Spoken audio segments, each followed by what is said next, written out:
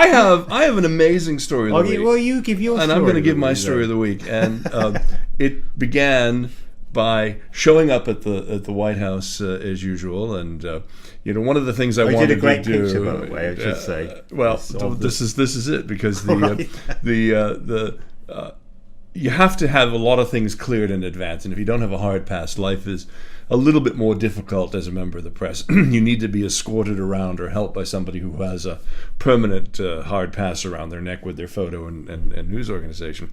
So I went to the press office and I asked for a couple of things. I said, could I possibly be included in the pool that goes over to the Indian tribal nations celebration? They said, well, that's done by the White House Press Association, and there's only 10 people and 10 seats on the minivan. So, okay, I knew the answer to that one. Then the one thing I wanted to be able to do, because I saw it on the ITV documentary about Obama's White House, was I said, can I sign the swimming pool? Yeah.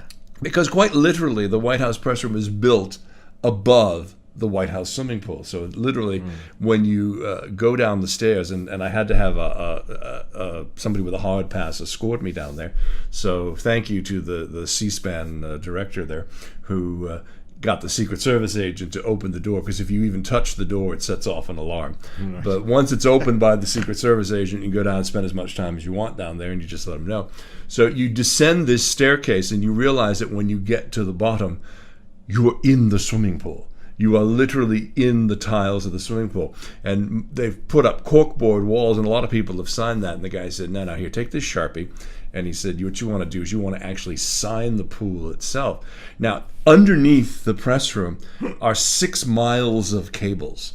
Okay, and these cables are all running back and forth up to these little boxes in the back of the room, which are little broadcast units. So and you were down there with a Sharpie. So I was down there with the Sharpie with this guy, and he's explaining to it, and I had a little tape of it, which I'll pop on here at the end, and you can see how he explains it. And there are these massive fans blowing to keep things cool, because it is air conditioned, but it needs to stay very, very cold because all the uplink equipment is there. And then all of a sudden there's a ramp, and you start to walk up this ramp, and the ceiling begins to shrink, and you realize you're now in the shallow end of the swimming pool. God. And the roof of the press room floor is literally pressing down. So I'm bent over, and the photo that's up between us right now is one of me on my hands and knees signing the White House swimming pool in the shallow end. In the shallow end. Now, this is the pool that JFK and Marilyn Monroe apparently in, and we also have, FDR would use it to strengthen his back and exercises. So, the historic swimming pool is covered over by the Brady press room. So when did it floor. become the press room then? The press area was built on it. Is he by Johnson, Carter administration? Okay.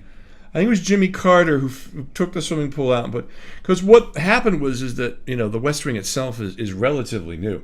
The mansion itself used to be where everything Teddy Roosevelt, wasn't it? Was it? I think so. I'm really terrible on my mansion history, but there's this long corridor, and on one side of it is the press room. There's also the bowling alley and the family theater, and then the offices of the West Wing, including the Oval, are there. It's about a 2-story building, and it's really quite attractive.